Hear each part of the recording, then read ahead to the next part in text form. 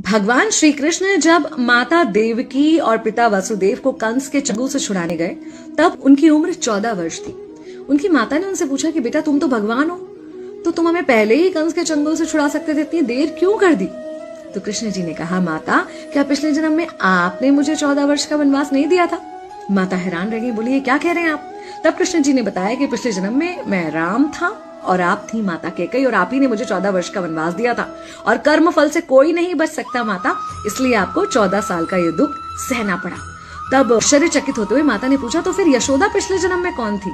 कृष्ण जी ने बताया, वो थी माता कौशल्या, जो 14 साल तक अपने पुत्र से अलग रही थी। उन्होंने उस दुख को सहा था, इसलिए इस जन्म में 14 साल मैं उनके पास रहा और मेरे साथ रहने का माता और पुत्र के प्रेम का सुख उन्हें मिला।